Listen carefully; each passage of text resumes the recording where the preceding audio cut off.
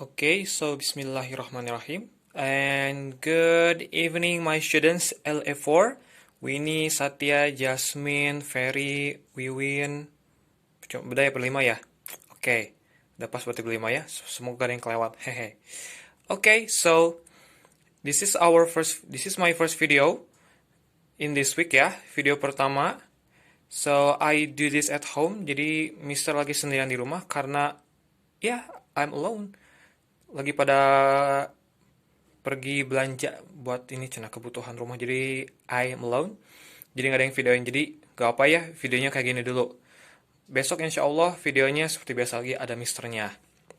Oke, so untuk hari ini kita ngebahas tentang verb collocation and models. Oke, verb collocation itu apa sih mister? Oke, langsung aja ya. Sip, kita mulai ke sini. So, verb collocation. Verb collocation itu artinya kata kerja kolokasi ya. Jadi, di mana ada kata kerja yang berhubungan sama kata-kata tertentu. Jadi, ya, contohnya kayak gini ya. So, verb collocation itu jadi verb atau sekumpulan istilah-istilah ungkapan yang saling berhubungan atau yang emang harus khusus dengan kata tersebut. Misalkan ini nih, contohnya yang ini, take, work, home. Take dipasangnya sama work, home, gitu ya. So, take, work, home itu artinya mengerjakan atau bisa mengerjakan pekerjaan di rumah. Atau kayak kita mah mengerjakan tugas yang asalnya tugas sekolah jadi dibawa ke rumah, kayak gitu ya. Oke, terus buy some mask. Buy some mask. Membeli beberapa masker. Jadi pasangannya buy pasti some. Jadi kalau ada kata buy, berarti kesananya beli apa gitu ya. Jadi kalian itu harus tahu. Setelah buy, beli. Jadi kalian harus tahu berarti oh noun, beli apa misalnya kayak gitu ya. Terus yang take juga sama sih. Take itu kan banyak ya, bisa take photo, take pictures, tapi yang Mister ambil di sini contoh tentang verb collocation tentang kerja. Jadi contohnya take work home, membawa pekerjaan ke rumah, kayak gitu ya. Oke. Nah, sekarang itu contohnya. And sisanya nanti kalian kerjain sendiri ya. So, di sini Mister sudah mempersiapkan.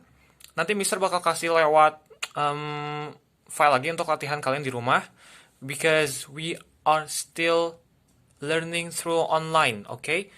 Karena, tapi nggak tahu ya, semoga wabahnya cepat berakhir, jadi next week kita bisa ketemu lagi, karena katanya ada rumor katanya bakal diperpanjang lagi itu si masa karantina di kita itu.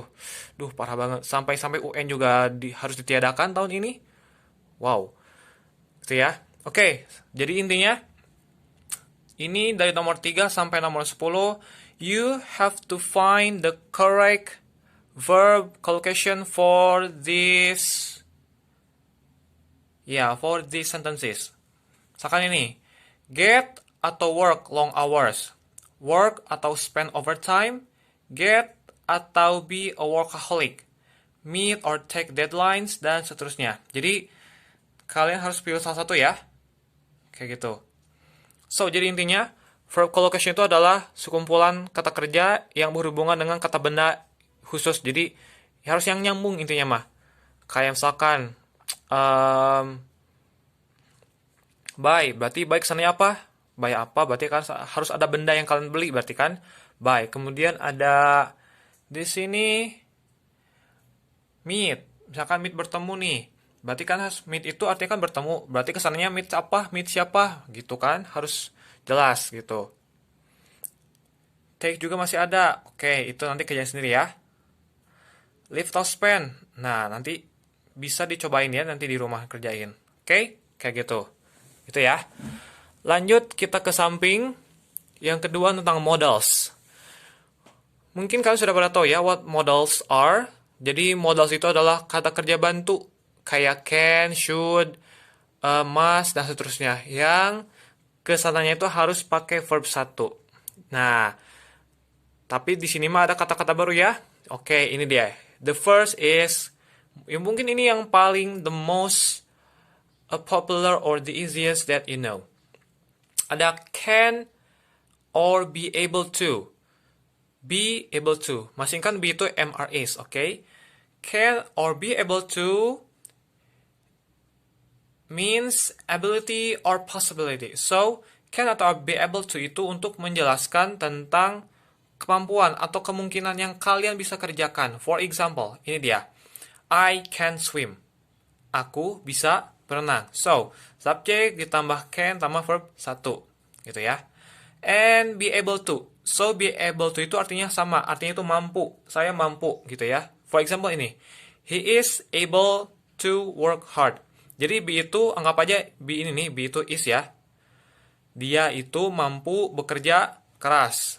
Gitu. Contoh lain. Misalkan. I am able to exercise at 9 o'clock. Aku bisa olahraga jam 9 malam. Kan kayak gitu ya. Kemudian, we are able to, kita bisa, we are able to visit our friend's house in Garut. Misalkan kita bisa atau mampu mengunjungi rumah teman kami di Garut. Misalkan kayak gitu ya, dan seterusnya. Gitu ya. So, can or be able to means to express ability or possibility. Oke, yang kedua. Ada must atau have to. Mungkin ini kalian sudah tahu ya. So, must or have to means to do necessary things. Jadi, untuk mengungkapkan kegiatan yang harus wajib dikerjakan. Contohnya, she, pakai must dulu ya. She must go to doctor. Dia harus pergi ke dokter karena sedang sakit, gitu ya. She must go to doctor.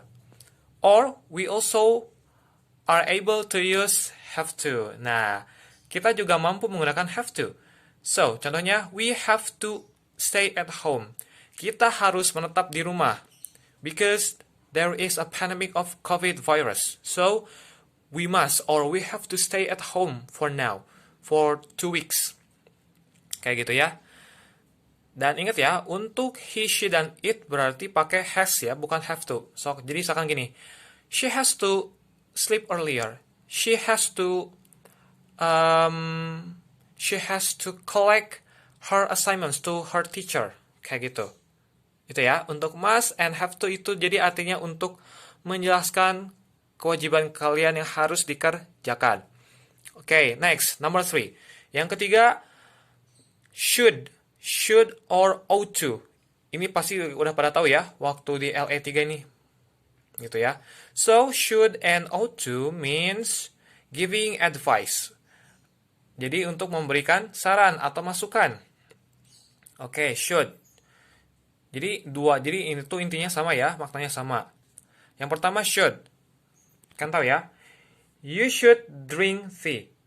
You should drink tea. Kamu harus minum teh.